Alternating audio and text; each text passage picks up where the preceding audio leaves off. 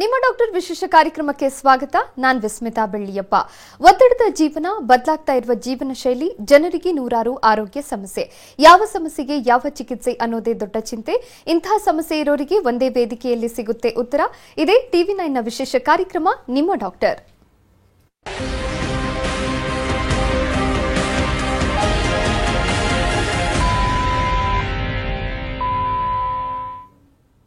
ಮಧುಮೇಹ ಅಂದ್ರೆ ಡಯಾಬಿಟಿಸ್ ಅನ್ನೋದು ಈಗ ಕಾಮನ್ ಆಗಿಬಿಟ್ಟಿದೆ.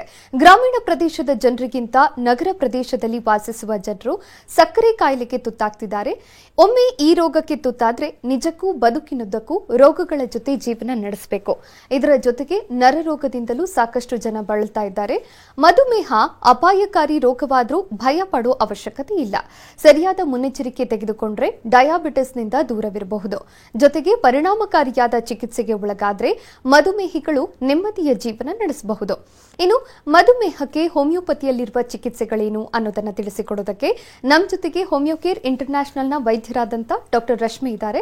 ಡಾಕ್ಟರ್, ಕಾರ್ಯಕ್ರಮಕ್ಕೆ ಸ್ವಾಗತ. Thank you. ಇತ್ತೀಚೆಗೆ 30+ ಆಯ್ತು ಅಂತಂದ್ರೆ ಮಧುಮೇಹ ಬರೋದು ಗ್ಯಾರಂಟಿ ಅನ್ನುವಂಥ ಮಾತಾಗ್ಬಿಟ್ಟಿದೆ. ಯಾಕೆ ಈ ಮಧುಮೇಹ ಬರುತ್ತೆ, ಏನ್ ಕಾರಣ ಇದಕ್ಕೆ ಅಂತ? ಸೊ ಡಯಾಬಿಟಿಸ್ ಅಂತ ಹೇಳಿದಾಗ there is increase blood sugar level ಅಥವಾ ಬ್ಲಡ್ ಗ್ಲೂಕೋಸ್ ಲೆವೆಲ್ ಅಂತ ಹೇಳ್ಬೋದು. ಸೊ ನವಡೇಸ್ ನೀವು ಹೇಳಿದಾಗೆ ಹೆಚ್ಚಾಗಿ ನೋಡ್ತಿದ್ದೀವಿ early 30s we can see the diabetes ಅಥವಾ ಪ್ರೀ ಡಯಾಬಿಟಿಕ್ ಕಂಡೀಷನ್ನ ನೋಡ್ಬೋದು. ಆ್ಯಂಡ್ ದ ಫ್ಯಾಮಿಲಿ ಹಿಸ್ಟ್ರಿ ಇದ್ದಾಗ ದ ಚಾನ್ಸಸ್ ಆರ್ ಮೋರ್ ಅಂತ ಕೂಡ ಹೇಳ್ಬೋದು. So there are 2 types of diabetes. Mainly ನಾವು ಹೆಚ್ಚಾಗಿ ನೋಡುವಂಥದ್ದಾದರೆ ಟೈಪ್ 1 ಡಯಾಬಿಟಿಸ್ ಮೆಲಿಟಸ್ ಅಂತ ಹೇಳ್ತೀವಿ, ಹಾಗೆ ಟೈಪ್ 2 ಡಯಾಬಿಟಿಸ್ ಮೆಲಿಟಸ್ ಅಂತ ಹೇಳ್ತೀವಿ. ಸೊ ಟೈಪ್ 2 ಡಯಾಬಿಟಿಸ್ ಮೆಲಿಟಸ್ ಅಂತ ಹೇಳಿದಾಗ which is a metabolic disorders. So ನಾವು ಹೆಚ್ಚಾಗಿ ನೋಡುವಂಥದ್ದು due to our lifestyle changes ಇಂದ ಕೂಡ ಇರ್ಬೋದು, ಅಥವಾ ಫ್ಯಾಮಿಲಿ ಹಿಸ್ಟ್ರಿಯಿಂದ ಬರುವಂಥದ್ದು ಇರ್ಬೋದು, ಒತ್ತಡವಾದ ಜೀವನ ಶೈಲಿ ಅಥವಾ ಲಾಟ್ ಆಫ್ ಸ್ಟ್ರೆಸ್ ಅಥವಾ ಟೆನ್ಷನ್ ಇಂದ ಕೂಡ ಈ ಡಯಾಬಿಟಿಸ್ ಬರುವಂಥ ಚಾನ್ಸಸ್ ಹೆಚ್ಚು ಅಂತ ಹೇಳ್ಬೋದು. ಸೊ ಯಾವಾಗ ಇನ್ಸುಲಿನ್ ಇನ್ಸಫಿಷಿಯನ್ಸಿ ಆಗ್ತಾ ಹೋಗುತ್ತೋ, insulin hormone secretion more of ಒಂದು ಡೆಫಿಷಿಯನ್ಸಿ ಆಗ್ತಾ ಬರುತ್ತೋ ಪ್ಯಾಂಕ್ರಿಯಾಸ್ ಗ್ರಂಥಿಯಿಂದ, ಸೊ ಆಗ ಇನ್ಕ್ರೀಸ್ ಬ್ಲಡ್ ಶುಗರ್ ಲೆವೆಲ್ಸ್ನ ನೋಡುವಂಥದ್ದು. ಸೊ ಅದು ಎನಿ ಏಜಲ್ಲಿ ಕೂಡ ಬರ್ಬೋದು. And nowadays we see small childrens also. So ಅಥವಾ ಇವಾಗ ಹುಟ್ಟಿದ ಮಗುನಲ್ಲಿ ಕೂಡ ನೋಡ್ಬೋದು. ಸೊ ಅದನ್ನು ಕಂಜೆನೇಟಲ್ ಡಯಾಬಿಟಿಸ್ ಮೆಲಿಟಸ್ ಅಂತ ಹೇಳ್ತೀವಿ, ಅಥವಾ ಅರ್ಲಿ ಆಗಿ ಕಾಣಿಸ್ಕೊಂಡಲ್ಲಿ ಜೂನೈಲ್ ಡಯಾಬಿಟಿಸ್ ಮೆಲಿಟಸ್ ಅಥವಾ ಟೈಪ್ 1 ಅಥವಾ ಇನ್ಸುಲಿನ್ ಡಿಪೆಂಡೆಂಟ್ ಡಯಾಬಿಟಿಸ್ ಮೆಲಿಟಸ್ ಅಂತ ಕೂಡ ಹೇಳುವಂಥದ್ದು. So there is no age limit ಅಂತ ಕೂಡ ಹೇಳ್ಬೋದು. ಆ್ಯಂಡ್ ಫ್ಯಾಮಿಲಿ ಹಿಸ್ಟ್ರಿ ಇದ್ದಾಗ the chances are more. And in case of ಪ್ರೆಗ್ನೆನ್ಸಿನಲ್ಲಿ ಕೂಡ ಕಾಣಿಸ್ಕೊಳ್ಳುತ್ತೆ. ಸೊ ಅದನ್ನು ಜೆಸ್ಟೇಷನಲ್ ಡಯಾಬಿಟಿಸ್ ಮೆಲಿಟಸ್ ಅಂತ ಹೇಳುವಂಥದ್ದು. ಆಫ್ಟರ್ ಡೆಲಿವರಿ ಕೆಲವ್ರಿಗೆ ನಾರ್ಮಲ್ ಆಗುತ್ತೆ, but sometimes that can continue further life ಅಂತ ಕೂಡ ಹೇಳ್ಬೋದು. ಸೊ ಅದು ಟೈಪ್ 2 ಡಯಾಬಿಟಿಸ್ ಮೆಲಿಟಸ್ ಆಗಿ ಕೂಡ ಕಾಣುವಂಥದ್ದು. ಸೊ ಇನ್ನು ಟೈಪ್ 1 ಡಯಾಬಿಟಿಸ್ ಮೆಲಿಟಸ್ ಅಂತ ಹೇಳಿದಾಗ which is insulin dependent diabetes mellitus ಅಂತ ಹೇಳುವಂಥದ್ದು. ಸೊ ಕಂಪ್ಲೀಟ್ಲಿ ಅವರು ಇನ್ಸುಲಿನ್ ಇಂಜೆಕ್ಷನ್ಸ್ ಮೇಲೆ ಡಿಪೆಂಡ್ ಆಗಿರ್ತಾರೆ. ಸೊ ಯಾವುದೇ ರೀತಿ ಅವರ ದೇಹದಲ್ಲಿ ಇನ್ಸುಲಿನ್ ಸೆಕ್ರೇಷನ್ ಆಗ್ತಿರೋದಿಲ್ಲ, ಅಥವಾ ಕಮ್ಮಿ ಪ್ರಮಾಣದಲ್ಲಿ ಸೆಕ್ರೇಷನ್ ಆಗುವಂಥದ್ದು ಡ್ಯೂ ಟು ಒಂದು ಪ್ಯಾಂಕ್ರಿಯಾಸ್ ಇಂಜುರಿ ಆಗಿರುವಂಥದ್ದು ಇರ್ಬೋದು, ಸೊ ಅಥವಾ ಫ್ರಮ್ ಬರ್ತ್ ಡಿಫಾರ್ಮಿಟಿ ಇರುವಂಥದ್ದು ಇರ್ಬೋದು. ಸೊ ಇನ್ನು ಕೆಲವರಲ್ಲಿ ಮೋರ್ ಆಫ್ ಒಂದು ಇನ್ಸುಲಿನ್ ಇನ್ಸಫಿಷಿಯನ್ಸಿ ಆಗುವಂಥದ್ದು ಇಂಜುರಿ ಆದಾಗ ಇರ್ಬೋದು, ಅಥವಾ ಅದರ್ ಆಪರೇಷನ್ಸ್ ಇರ್ಬೋದು. ಸೊ ಅದರಿಂದ ಕೂಡ ಈ ಜುವಿನೈಲ್ ಡಯಾಬಿಟಿಸ್ನ ನೋಡ್ತೀವಿ. ಸೊ ಅಪ್ ಟು ಒಂದು 18 ಇಯರ್ಸ್ ಒಳಗಡೆ ಬಂದಾಗ ಸೊ ಅದನ್ನು ನಾವು ಜುವಿನೈಲ್ ಡಯಾಬಿಟಿಸ್ ಅಂತ ಕನ್ಸಿಡರ್ ಮಾಡುವಂಥದ್ದು. ಸೊ ಅವರು ಕಂಪ್ಲೀಟ್ಲಿ ಒಂದು ಇನ್ಸುಲಿನ್ ಇಂಜೆಕ್ಷನ್ಸ್ ಮೇಲೆ ಅಥವಾ ಇಂಜೆಕ್ಟಬಲ್ಸ್ ಡೈಲಿ ಆ ಡೋಸೇಜ್ನ ತೆಗೆದುಕೊಳ್ಳುವಂಥದ್ದು ಇರ್ಬೋದು, ಅಥವಾ ಆ ಕಾಂಪ್ಲಿಕೇಶನ್ಸ್ಗೆ ಅರ್ಲಿ ಆಗಿ ಒಳಗಾಗುವಂಥದ್ದನ್ನ ನಾವು ಟೈಪ್ 1 ಡಯಾಬಿಟಿಸ್ ಅಲ್ಲಿ ನೋಡುವಂಥದ್ದು. ಓಕೆ ಡಾಕ್ಟರ್, ಈಗ ಡಯಾಬಿಟಿಸ್ ನಲ್ಲಿ ಕೆಲವು ಸಿಂಪ್ಟಮ್ಸ್ ಇರುತ್ತೆ ಅಂತ ಹೇಳ್ತಾರೆ. ಯಾವ ರೀತಿ ಸಿಂಪ್ಟಮ್ಸ್, ಹಾಗೆ ಇದು ಏನಾದರೂ ಸೈಲೆಂಟ್ ಸಿಂಪ್ಟಮ್ಸ್ ಏನಾದರೂ ಇರುತ್ತಾ ಇದರಲ್ಲಿ ಅಂತ? ಸಮ್ಟೈಮ್ಸ್ ಇಟ್ ಈಸ್ ಅಸಿಂಪ್ಟಮ್ಯಾಟಿಕ್ ಅಂತ ಹೇಳ್ಬೋದು. ಎಸ್ಪೆಷಲಿ ಈಗ ಟೈಪ್ 2 ಡಯಾಬಿಟಿಸ್ ಮೆಲಿಟಸ್ ಅಂತ ಬಂದಾಗ ಸೊ ಕೆಲವರಿಗೆ ಅವರಿಗೆ ಡಯಾಬಿಟಿಸ್ ಇದೆ ಅಂತ ಕೂಡ ಗೊತ್ತಾಗೋದಿಲ್ಲ. ಸಮ್ಟೈಮ್ಸ್ ರುಟೀನ್ ಚೆಕಪ್ಗೆ ಹೋದಾಗ ಗೊತ್ತಾಗುವಂಥದ್ದು, ಬ್ಲಡ್ ಶುಗರ್ ಲೆವೆಲ್ನ ಚೆಕ್ ಮಾಡಿದಾಗ. ಸೊ ಇನ್ನು ಕೆಲವರಲ್ಲಿ ಸಿಂಪ್ಟಮ್ಸ್ ಕಾಣಿಸ್ಕೊಳ್ಳುತ್ತೆ, ರೋಗ ಲಕ್ಷಣಗಳು ಕಾಣಿಸ್ಕೊಳ್ಳುವಂಥದ್ದು. ಸೊ ಮೋರ್ ಆಫ್ ಒಂದು ಸಿಂಪ್ಟಮ್ಸ್ ಕಾಮನ್ಲಿ ನೋಡುವಂಥದ್ದಾದರೆ ಹೆಚ್ಚಾಗಿ ಒಂದು ಯೂರಿನೇಷನ್ ಆಗುವಂಥದ್ದು, ಪದೇ ಪದೇ ಮೂತ್ರ ವಿಸರ್ಜನೆ ಮಾಡುವಂಥದ್ದು, ಅಪಾಲಿಯೂರಿಯಾ ಅಂತ ಹೇಳ್ತೀವಿ, ಅಥವಾ ಹೆಚ್ಚಾಗಿ ಹಸು ಆಗುವಂಥದ್ದು ಇರ್ಬೋದು, ಪಾಲಿಡಿಪ್ಸಿಯಾ ಅಂತ ಹೇಳ್ಬೋದು, ಆ್ಯಂಡ್ ಫಾಲಿಪೇಜಿಯಾ ಅಂತ ಹೇಳ್ತೀವಿ. ಮೋರ್ ಆಫ್ ಅವ್ರಿಗೆ ಒಂದು ಬಾಯಾರಿಕೆ ಹೆಚ್ಚಾಗ್ತಾ ಇರುತ್ತೆ. ಸೊ ಎಷ್ಟು ನೀರು ಕುಡಿದ್ರೂ ಕೂಡ ಅವ್ರಿಗೆ ಒಂದು ಡ್ರೈನೆಸ್ ಹೆಚ್ಚಾಗುವಂಥದ್ದು. ಸೊ ಇದು 3P symptoms is common in type 2 diabetes mellitus ಅಂತ. As of a sudden weight loss ಆಗ್ತಾ ಹೋಗುತ್ತೆ ಅವರಲ್ಲಿ. ನಾರ್ಮಲ್ ಡಯಟ್ ಡಯಟ್ ಇದೆ ಅಥವಾ ನಾರ್ಮಲ್ ಒಂದು ಲೈಫ್ ಸ್ಟೈಲ್ ಇದೆ ಅಂದರೂ ಕೂಡ ಸಡನ್ ಆಗಿ ಒಂದು ತೂಕ ಕಳ್ಕೊಳ್ಳುವಂಥದ್ದನ್ನ ಸೊ ಇದೆಲ್ಲ ಒಂದು ಕಾಮನ್ ಸಿಂಪ್ಟಮ್ಸ್ ಅಂತ ಹೇಳ್ಬೋದು. ಇನ್ನು ಕೆಲವರಲ್ಲಿ ಅಂಗಾಲು ಉರಿ ಬರುವಂಥದ್ದು, ಅಂಗೈ ಉರಿ ಬರುವಂಥದ್ದು, ಆ ಕಾಂಪ್ಲಿಕೇಶನ್ಸ್ಗೆ ಹೋದಾಗ ಆ ಟೈಮಲ್ಲಿ ಟೆಸ್ಟ್ ಮಾಡಿದಾಗ ಕೆಲವರಿಗೆ ಗೊತ್ತಾಗುತ್ತೆ, ಅಥವಾ ನಾನ್ ಹೀಲಿಂಗ್ ವುಂಡ್ ಅಂತ ಕೂಡ ಹೇಳ್ಬೋದು. ಸೊ ಯಾವುದೇ ರೀತಿ ಒಂದು ಗಾಯ ಆದರೆ ಸೊ ಅದು ಹೀಲ್ ಆಗ್ತಿರೋದಿಲ್ಲ, so it will take a long time. So ಆಗ ಟೆಸ್ಟ್ ಮಾಡಿಸಿದಾಗ ಗೊತ್ತಾಗುವಂಥದ್ದು. ಆ್ಯಂಡ್ ಸಮ್ಟೈಮ್ಸ್ ತುಂಬ ಜಾಯಿಂಟ್ ಪೇನ್ ಇರುತ್ತೆ ಅಥವಾ ಫೀವರ್ ಬರುತ್ತೆ, ಸೊ ಆಗ ಟೆಸ್ಟ್ ಮಾಡಿಸಿದಾಗ ಗೊತ್ತಾಗುವಂಥದ್ದು. ಸೊ ಒಬ್ಬೊಬ್ಬರಲ್ಲಿ ಒಂದೊಂಥರ ಸಿಂಪ್ಟಮ್ಸ್ ಕಾಣಿಸ್ಕೊಳ್ಳುತ್ತೆ. And sometimes it is completely asymptomatic. So ಯಾವುದೇ ರೀತಿ ರೋಗ ಲಕ್ಷಣಗಳಿರೋದಿಲ್ಲ, ಬದಲಾಗಿ ಕಾಂಪ್ಲಿಕೇಶನ್ಸ್ನ ಅವರಲ್ಲಿ ನೋಡುವಂಥದ್ದೇ ಹೆಚ್ಚು ಅಂತ ಹೇಳ್ಬೋದು. ಸೊ ಸೈಲೆಂಟ್ ಕಿಲ್ಲರ್ ಅಂತ ಕೂಡ ಹೇಳ್ಬೋದು. ಸೊ ಅದು ಟೈಪ್ 2 ಡಯಾಬಿಟಿಸ್ನಲ್ಲಿ ನಾವು ನೋಡುವಂಥದ್ದು. ಸೊ ಇನ್ನು ಟೈಪ್ 1 ಡಯಾಬಿಟಿಸ್ ಅಂತ ಬಂದಾಗ ಸೊ ಅರ್ಲಿಯಾಗಿ ಅವರಲ್ಲಿ ಕಾಂಪ್ಲಿಕೇಶನ್ಸ್ ಹೆಚ್ಚಾಗ್ತಾ ಹೋಗುತ್ತೆ, ಬಿಕಾಸ್ ಯಾವುದೇ ರೀತಿ ಇನ್ಸುಲಿನ್ ಸೆಕ್ರೇಷನ್ ಆಗ್ತಿರೋದಿಲ್ಲ. ಸೊ ಅವರು ಕಂಪ್ಲೀಟ್ಲಿ ಇಂಜೆಕ್ಷನ್ ಮೇಲೆ ಡಿಪೆಂಡ್ ಆಗಿರ್ತಾರೆ. ಸೊ ಅಂಥವರಲ್ಲಿ ಮಕ್ಕಳಲ್ಲಿ ಕಾಂಪ್ಲಿಕೇಶನ್ಸ್ನ ನಾವು ಹೆಚ್ಚಾಗಿ ನೋಡುವಂಥದ್ದು ಡ್ಯೂ ಟು ಒಂದು ಆ ಟೈಪ್ 1 ಡಯಾಬಿಟಿಸ್ ಇರೋದ್ರಿಂದ. ಆ್ಯಂಡ್ ಮೋರ್ ಆಫ್ ಅವರ ಡಯಟ್ ಫಾಲೋ ಮಾಡೋಕ್ಕಾಗೋದಿಲ್ಲ. It is quite difficult in that age to follow ಅಂತ ಹೇಳ್ಬೋದು. ಓಕೆ ಡಾಕ್ಟರ್, ಈಗ ನಮಗೆ ಡಯಾಬಿಟಿಸ್ ಇದೆಯಾ ಅಥವಾ ಇಲ್ವಾ ಅಂತ ತಿಳ್ಕೊಳ್ಳೋದಕ್ಕೆ ಯಾವ ರೀತಿ ಇನ್ವೆಸ್ಟಿಗೇಷನ್ ಮಾಡಬೇಕಾಗುತ್ತೆ, ಇದು ಯಾವ್ಯಾವ ಟೆಸ್ಟ್ಗಳನ್ನ ಮಾಡಿಸ್ಬೇಕಾಗುತ್ತೆ ಅಂತ?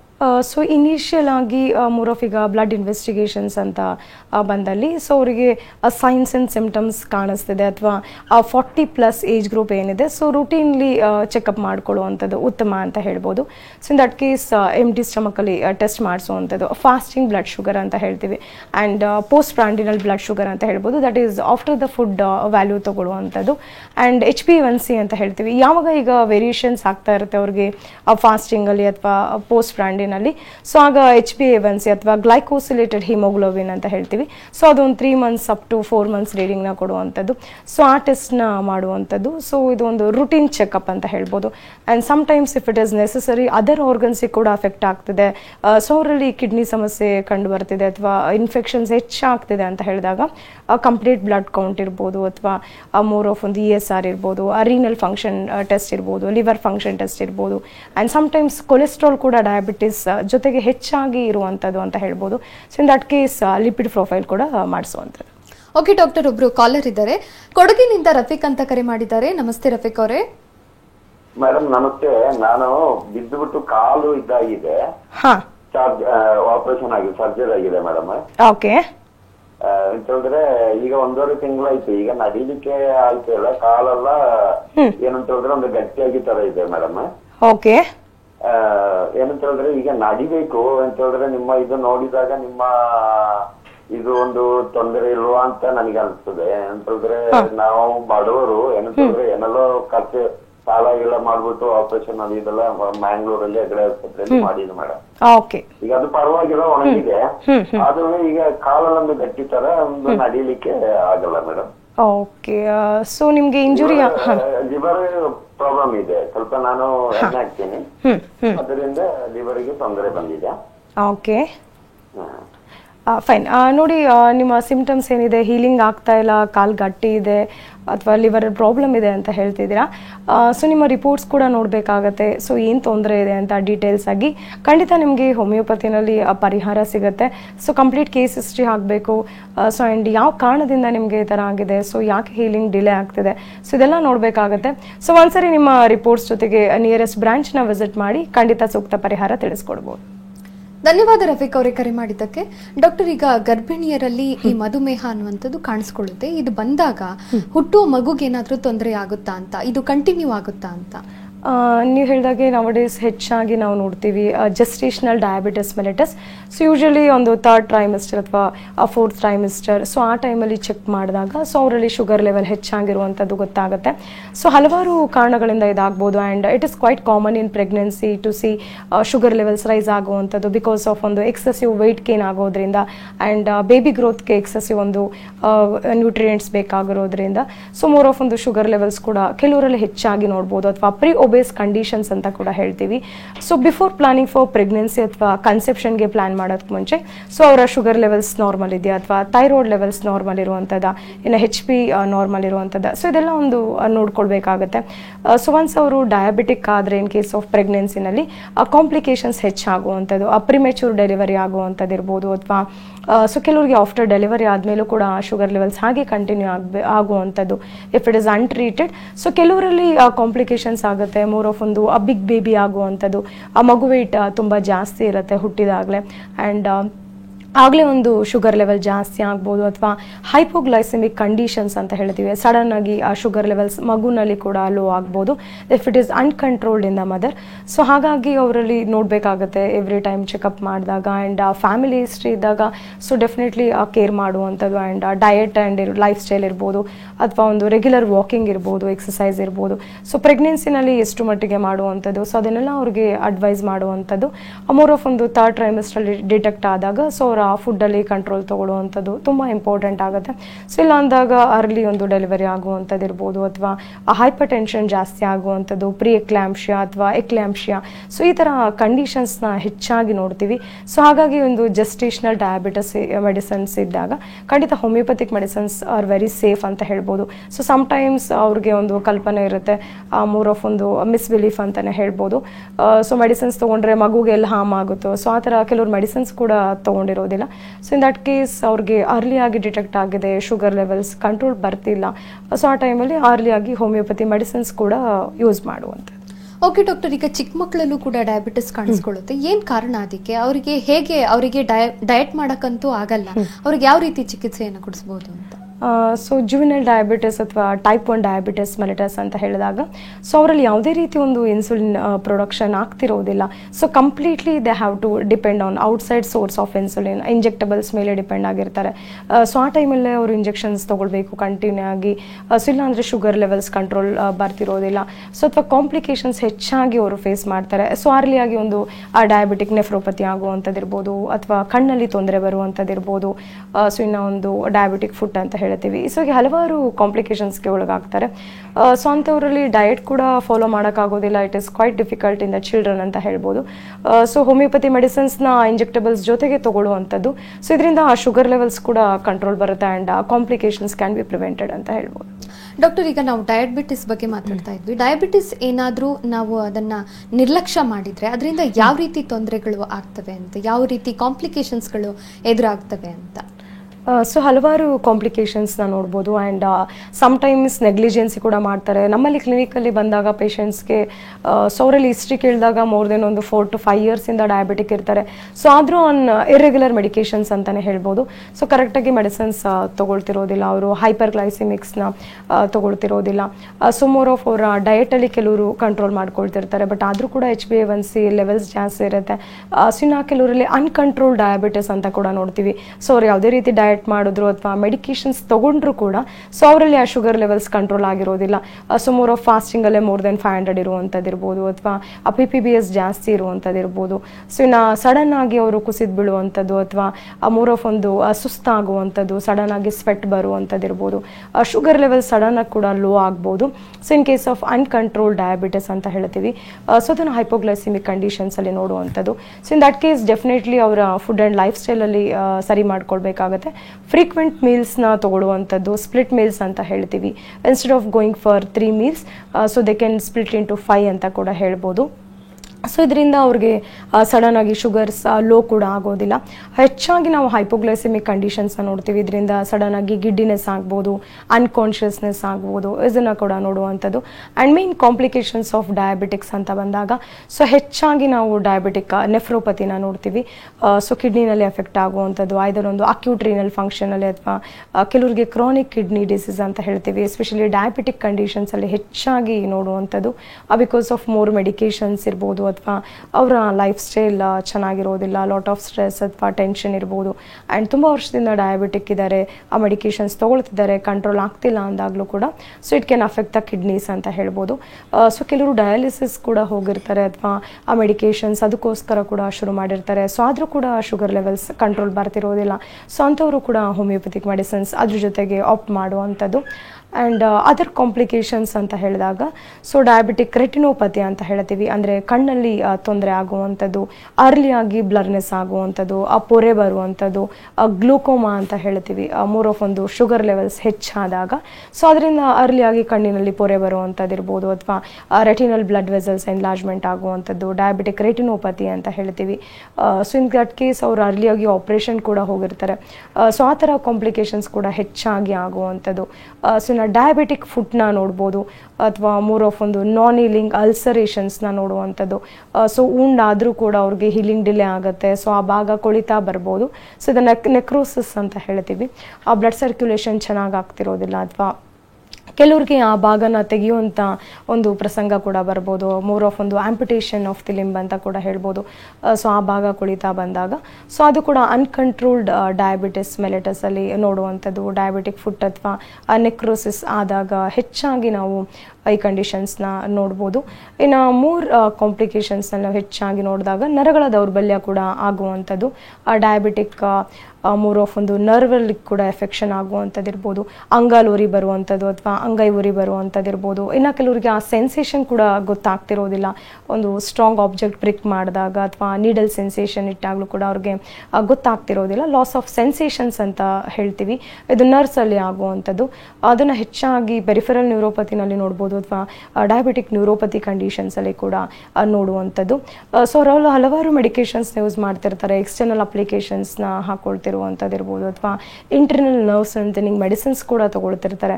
ಆದರೂ ಕೂಡ ಅವ್ರಿಗೆ ಕಂಟ್ರೋಲ್ ಬರ್ತಿರೋದಿಲ್ಲ, ಹೆಚ್ಚಾಗಿ ಉರಿ ಆಗುವಂಥದ್ದು ಅಥವಾ ಪೇನ್ಫುಲ್ ಕಂಡೀಷನ್ಸ್ ಅಂತ ಕೂಡ ಹೇಳ್ಬೋದು. ಅದನ್ನು ಡಯಾಬಿಟಿಕ್ ನ್ಯೂರೋಪತಿನಲ್ಲಿ ನೋಡುವಂಥದ್ದು.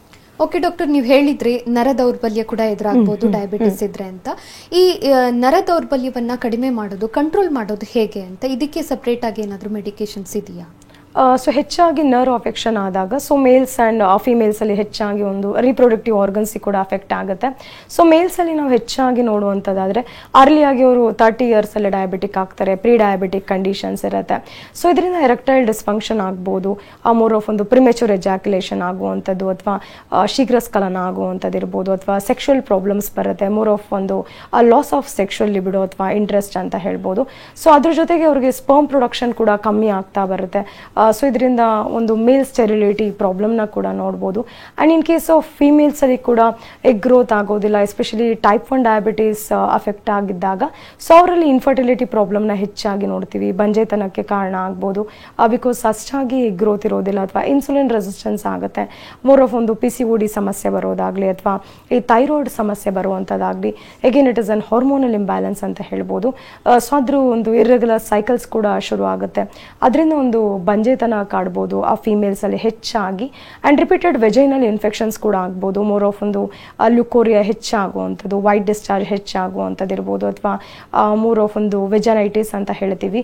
ರಿಪೀಟೆಡ್ ಆಗಿ ಅವ್ರಿಗೆ ಯೂರಿನರಿ ಟ್ರ್ಯಾಕ್ಟ್ ಇನ್ಫೆಕ್ಷನ್ಸ್ ಕೂಡ ಹೆಚ್ಚಾಗಿ ನಾವು ಡ್ಯೂ ಟು ಒಂದು ಡಯಾಬಿಟಿಸ್ ಮೆಲಿಟಸಲ್ಲಿ ನೋಡುವಂಥದ್ದು. ಓಕೆ ಡಾಕ್ಟರ್, ಈ ಡಯಾಬಿಟಿಸ್ಗೆ ನಿಮ್ಮ ಹೋಮಿಯೋಪತಿಯಲ್ಲಿ ಯಾವ ರೀತಿ ಪರಿಣಾಮಕಾರಿ ಚಿಕಿತ್ಸೆ ಇದೆ, ಹಾಗೆ ಇದನ್ನ ಯಾವ ರೀತಿ ತೆಗೆದುಕೊಳ್ಬೇಕಾಗುತ್ತೆ? ಅಕಸ್ಮಾತ್ ಈಗ ಇಂಗ್ಲಿಷ್ ಮೆಡಿಸಿನ್ಸ್ ತಗೋತಾ ಇದ್ರೆ ಅದನ್ನ ಬಿಟ್ಟು ಈಗ ಹೋಮಿಯೋಪತಿ ತಗೊಳ್ಬಹುದಾ? So again it depends on the condition ಅಂತ ಹೇಳ್ಬೋದು. ಸೊ ಈಗ ಟೈಪ್ 1 ಡಯಾಬಿಟಿಸ್ ಮೆಲಿಟಸ್ ಇರುತ್ತೆ, ಅವರು ಆಲ್ರೆಡಿ ಇನ್ಸುಲಿನ್ ಇಂಜೆಕ್ಟಬಲ್ಸ್ನ ತೊಗೊಳ್ತಿರ್ತಾರೆ. ಆಸ್ ಆಫ್ ಎ ಸಡನ್ ಅವರು ತೊಗೊಳ್ತಿರೋ ಮೆಡಿಸಿನ್ಸ್ ಕೂಡ ಸ್ಟಾಪ್ ಮಾಡೋಕ್ಕಾಗೋದಿಲ್ಲ. ಸೊ ಅದರೊಟ್ಟಿಗೆ ಹೋಮಿಯೋಪತಿಕ್ ಮೆಡಿಸಿನ್ಸ್ನ ತೊಗೊಳ್ಳುವಂಥದ್ದು. ಸೊ ಕಾನ್ಸ್ಟಿಟ್ಯೂಷನಲ್ ಥೆರಪಿ ಅಂತ ಹೇಳ್ತೀವಿ. ಆ ಕಾಂಪ್ಲಿಕೇಶನ್ಸ್ ಅವ್ರಿಗೆ ಅವಾಯ್ಡ್ ಆಗ್ತಾ ಹೋಗುತ್ತೆ. ಡಯಾಬಿಟಿಕ್ ನೆಫ್ರೋಪತಿ ಆಗೋದಾಗಲಿ, ಅಥವಾ ನ್ಯೂರೋಪತಿ ಆಗುವಂಥದ್ದು, ರೆಟಿನೋಪತಿ ಆಗುವಂಥದ್ದು. ಸೊ ಈ ಪ್ರಾಬ್ಲಮ್ಸ್ ಎಲ್ಲ ಅವ್ರಿಗೆ ಅವಾಯ್ಡ್ ಆಗ್ತಾ ಬರುತ್ತೆ. ಇನ್ case of type 2 diabetes mellitus ಇದೆ, ಅಥವಾ ಅರ್ಲಿ ಆಗಿ ಪ್ರೀ ಡಯಾಬಿಟಿಕ್ ಕಂಡೀಷನ್ಸ್ ಇದೆ, ಅರ್ಲಿ 30s ಅಲ್ಲಿ ನೋಡ್ತೀವಿ. ಸೊ ಅಂಥವರಲ್ಲಿ ಫ್ಯಾಮಿಲಿ ಹಿಸ್ಟ್ರಿ ಸ್ಟ್ರಾಂಗ್ ಇದ್ದಾಗ ಸೊ ಇನ್ ದಟ್ ಕೇಸ್ ಅವರ ಡಯಟ್ ಆ್ಯಂಡ್ ಲೈಫ್ ಸ್ಟೈಲಲ್ಲಿ ಚೇಂಜಸ್ ಮಾಡಿಕೊಳ್ಳುವಂಥದ್ದು. ಸೊ ಅಂಥವ್ರು ಹೋಮಿಯೋಪತಿಕ್ ಮೆಡಿಸಿನ್ಸ್ನ ತೊಗೊಳ್ಬೋದು ಡೈರೆಕ್ಟ್ ಆಗಿ. ಸೊ ಗ್ರ್ಯಾಜುವಲ್ ಆಗಿ ಅವರ ಶುಗರ್ ಲೆವೆಲ್ ಕೂಡ ಕಂಟೈನ್ ಆಗ್ತಾ ಬರುತ್ತೆ, ಸೊ ಮೇಂಟೈನ್ ಆಗ್ತಾ ಬರುವಂಥದ್ದು. ಸೊ ಇನ್ ದಟ್ ಕಂಡೀಷನ್ಸ್ ಅವ್ರಿಗೆ ಡಯಟ್ ಆ್ಯಂಡ್ ಲೈಫ್ ಸ್ಟೈಲ್ನ ಕೌನ್ಸಿಲಿಂಗ್ ಮುಖಾಂತರ ಅಡ್ವೈಸ್ ಮಾಡುವಂಥದ್ದು. ಎಸ್ಪೆಷಲಿ ಲಾಟ್ ಆಫ್ ಸ್ಟ್ರೆಸ್ ಅಥವಾ ಟೆನ್ಷನ್ ಇದೆ, ಮೋರ್ ಆಫ್ ಒಂದು ಆಂಗ್ಸೈಟಿ ಹೆಚ್ಚಾಗಿದೆ, ಲೈಫ್ ಸ್ಟೈಲ್ ಡಿಸಾರ್ಡರ್ಸ್ ಇದ್ದಾಗ ಸೊ ಅವರಿಗೆ ಒಂದು ಡಯಟ್ ಆ್ಯಂಡ್ ಲೈಫ್ ಸ್ಟೈಲ್ ಚೇಂಜಸ್ನ ಮಾಡ್ಕೊಳ್ಬೇಕಾಗತ್ತೆ, ಅದರೊಟ್ಟಿಗೆ ಮೆಡಿಸಿನ್ಸ್ ತಗೊಳ್ಳುವಂಥದ್ದು. ಡಾಕ್ಟರ್, ಒಬ್ರು ಕಾಲರ್ ಇದ್ದಾರೆ, ರಾಧಾ ಅಂತ ಬೆಂಗಳೂರಿನಿಂದ ಕರೆ ಮಾಡಿದ್ದಾರೆ. ರಾಧಾ ಅವರೇ ನಮಸ್ತೆ. ಹಲೋ ನಮಸ್ತೆ ಡಾಕ್ಟರ್ ಇದ್ದಾರೆ, ನಿಮ್ಮ ಸಮಸ್ಯೆ ಹೇಳಿ. Hello hello ma'am. ನಮಸ್ತೆ ಅಮ್ಮ, ಹೇಳಿ. ಮ್ಯಾಮ್ ನನಗೆ ಒಂದು 7 ಇಯರ್ಸ್ ಇಂದ ಡಯಾಬಿಟಿಸ್ ಇದೆ. ಓಕೆ. ಅದು ಪ್ರೆಗ್ನೆನ್ಸಿ ಬಂದಿರೋದು. ಹಾ. ಅದು ಇವಾಗ ನನಗೆ ಒಂದು 2 ಇಯರ್ಸ್ ಇಂದ ಮತ್ತೆ ಪ್ರೆಗ್ನೆನ್ಸಿ ಆಗಿದೆ. ಅವಾಗ ಶುಗರ್ ಕಂಟ್ರೋಲ್ ಬರ್ತಾ ಇಲ್ಲ ಮ್ಯಾಮ್. ಟ್ಯಾಬ್ಲೆಟ್ ಎಲ್ಲ ತಗೋತಾ ಇದೀವಿ, ಶುಗರ್ ಕಂಟ್ರೋಲ್ ಬರ್ತಾ ಇಲ್ಲ. ಓಕೆ. ಸೊ ಈಗ ಏನ್ ಮೆಡಿಕೇಶನ್ಸ್ ತಗೊಳ್ತಿದ್ದೀರಾ ನೀವು ಪ್ರೆಸೆಂಟ್ಲಿ? ಪ್ರೆಗ್ನೆನ್ಸಿಲಿ ಇಲ್ಲ, ಡಿಲಿವರಿ ಅದು ಅಬೋರ್ಷನ್ ಆಗೋಯ್ತು, ಹೊಟ್ಟೆೊಳಗಡೆ ಮಗು ಹೊಂಟೋಯ್ತು. ಅವಾಗಿಂದ ನನಗೆ ಒಂದು 300-320 ಈ ತರ ಬರ್ತಾ ಇದೆ. ಟ್ಯಾಬ್ಲೆಟ್ ತಗೊಂಡ್ರು ಕಂಟ್ರೋಲ್ ಇಲ್ಲ. ಮತ್ತೆ ಈಗ ಒಂದು 15 ಡೇಸ್ ಇಂದ ಅಂಗಾಲೆಲ್ಲ ಮೈಯೆಲ್ಲ ತುಂಬಾ ಉರಿ ಬರ್ತಾ ಇದೆ. ಏನಕ್ಕೆ ಅಂತ ಗೊತ್ತಾಗ್ತಾ ಇಲ್ಲ. ಓಕೆ. ನಿಮ್ದು HbA1c ಲೆವೆಲ್ಸ್ ಎಲ್ಲ ಎಷ್ಟಿರುತ್ತೆ ಅಮ್ಮ? HbA1c ಗ್ಲೈಕೋಸಿಲೇಟೆಡ್ ಹಿಮೋಗ್ಲೋಬಿನ್ ಏನಾದ್ರು ಮಾಡಿಸಿರುವಂತದ್ದಾ? ಮೊನ್ನೆ ಮಾಡ್ತೀನಿ, 300 ಇತ್ತು. Okay, fine. ನೋಡಿ, ಅಂಗಾಲುರಿ ಬರ್ತಿದೆ ಅಥವಾ ಅಂಗೈ ಉರಿ ಬರ್ತಿದೆ ಅಂತ ಹೇಳಿದಾಗ so you are going for neuropathy condition ಅಂತ ಹೇಳ್ಬೋದು. One of the complications of diabetes. So ಪ್ರೆಗ್ನೆನ್ಸಿನಲ್ಲಿ ಕಾಣಿಸ್ಕೊಂಡಿದೆ, ಜಸ್ಟೇಷನಲ್ ಡಯಾಬಿಟಿಸ್ ಇದೆ, ಸೊ ಮತ್ತೆ ಕಾಂಪ್ಲಿಕೇಶನ್ ಆಗಿ ಅಬೋರ್ಷನ್ ಕೂಡ ಆಗಿದೆ ಅಂತ ಹೇಳ್ತಿದ್ದೀರಾ. ಖಂಡಿತ ನಿಮಗೆ ಹೋಮಿಯೋಪತಿನಲ್ಲಿ ಮೆಡಿಸಿನ್ಸ್ ಇದೆ. ಸೊ ಗ್ರ್ಯಾಜುವಲ್ ಆಗಿ ಆ ಶುಗರ್ ಲೆವೆಲ್ಸ್ ಕಮ್ಮಿ ಆಗುತ್ತೆ. ನೀವು ಏನು ತೊಗೊಳ್ತಿದ್ದೀರಾ medicines, as of a sudden ಅದನ್ನ ಕೂಡ ಸ್ಟಾಪ್ ಮಾಡೋಕ್ಕಾಗೋದಿಲ್ಲ. ಸೊ ಅದ್ರ ಜೊತೆಗೆ ಹೋಮಿಯೋಪತಿಕ್ ಮೆಡಿಸಿನ್ಸ್ನ ಕೊಡುವಂಥದ್ದು. ಇದರಿಂದ ನಿಮಗೆ ಕ್ರಮೇಣವಾಗಿ ಕಮ್ಮಿ ಆಗ್ತಾ ಬರುತ್ತೆ. ಆ್ಯಂಡ್ ರುಟೀನ್ ಚೆಕಪ್ ಅಂತ ಹೇಳ್ತೀವಿ. ಸೊ ಒನ್ಸ್ ಇನ್ 3 months ಅಥವಾ once in 6 months blood test ಮಾಡಿಸುವಂಥದ್ದು. ಸೊ ಅದ್ರ ಜೊತೆಗೆ ನೀವು ತೊಗೊಳ್ತಿರೋ ಟ್ಯಾಬ್ಲೆಟ್ಸ್ ಏನಿದೆ ಅದ್ರ ಕ್ರಮೇಣವಾಗಿ ಡೋಸೇಜ್ನ ತಗ್ಗಿಸ್ತಾ ಬರುವಂಥದ್ದು. ಸೊ ಡೆಫಿನೆಟ್ಲಿ ಡಯಾಬಿಟಿಸ್ ಅಂತ ಹೇಳಿದಾಗ ಸೊ ಸಮ್ಟೈಮ್ಸ್ ಸೊ ನಿಮ್ಮ ಲೈಫ್ ಸ್ಟೈಲಲ್ಲಿ ಚೇಂಜಸ್ ಮಾಡ್ಕೊಳ್ಳೋದ್ರಿಂದ ಅಥವಾ ಮೆಡಿಸಿನ್ಸ್ ತೊಗೊಳೋದ್ರಿಂದ ಖಂಡಿತ ರಿವರ್ಸಿಬಲ್ ಕಂಡೀಷನ್ಸ್ ಅಂತ ಹೇಳ್ಬೋದು. ಸೊ ಒಂದ್ಸರಿ ನೀವು ನಿಯರೆಸ್ಟ್ ಬ್ರಾಂಚ್ಗೆ ವಿಸಿಟ್ ಮಾಡಿ ಖಂಡಿತ ನಿಮಗೆ ಸೂಕ್ತ ಪರಿಹಾರ ತಿಳಿಸ್ಕೊಡ್ಬೋದು. ಧನ್ಯವಾದ ರಾಧಾ ಅವರೇ ಕರೆ ಮಾಡಿದ್ದಕ್ಕೆ. ಡಾಕ್ಟರ್, ಈಗ ಡಯಾಬಿಟಿಸ್ ಇಲ್ಲದೆ ಇರೋರು, ಇನ್ನೇನು 30+ 40+ ಆಗಬೇಕು ಅನ್ನುವಂಥವ್ರು, ಡಯಾಬಿಟಿಸ್ ಬರೋದಕ್ಕೂ ಮುಂಚೆ ಯಾವ ರೀತಿ ಅವರು ಕೇರ್ ತಗೊಳ್ಬೇಕಾಗುತ್ತೆ ಅಂತ?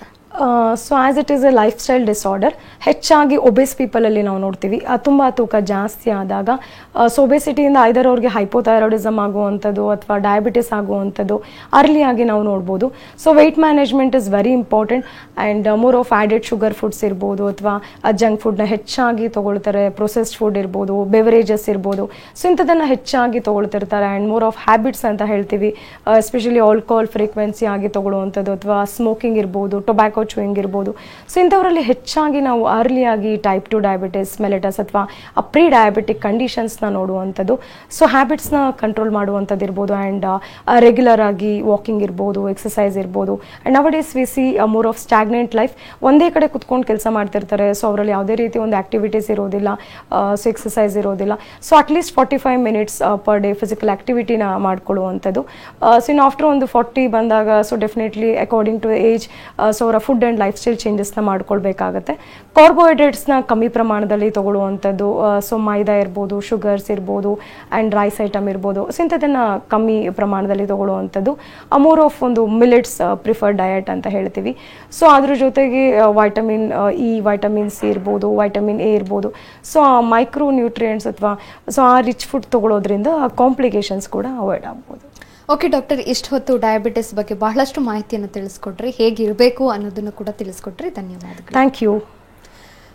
ಹೋಮಿಯೋಕೇರ್ ಇಂಟರ್ನ್ಯಾಷನಲ್ಗೆ ಭೇಟಿ ಕೊಡಬೇಕಾದ್ರೆ ಅಡ್ರೆಸ್ ಪ್ಲೇಟ್ ಹೀಗಿದೆ, ನೋಟ್ ಮಾಡ್ಕೊಳ್ಳಿ. Homeocare international private limited, Bengaluru ಶಾಖೆಗಳು ಜಯನಗರ, ಮಲ್ಲೇಶ್ವರಂ, ಇಂದಿರಾನಗರ, HSR ಲೇಔಟ್. ಇತರೆ ಶಾಖೆಗಳು ದಾವಣಗೆರೆ, ಬೆಳಗಾವಿ, ಹುಬ್ಬಳ್ಳಿ, ಶಿವಮೊಗ್ಗ, ತುಮಕೂರು, ವಿಜಯಪುರ, ಬೀದರ್, ಹಾಸನ, ಮೈಸೂರು, ಮಂಗಳೂರು, ಕಲಬುರಗಿ, ಬಳ್ಳಾರಿ. ದೂರವಾಣಿ ಸಂಖ್ಯೆ ಹೀಗಿದೆ 955000011133. ಮತ್ತೊಂದು ಸಂಖ್ಯೆ 180010081212.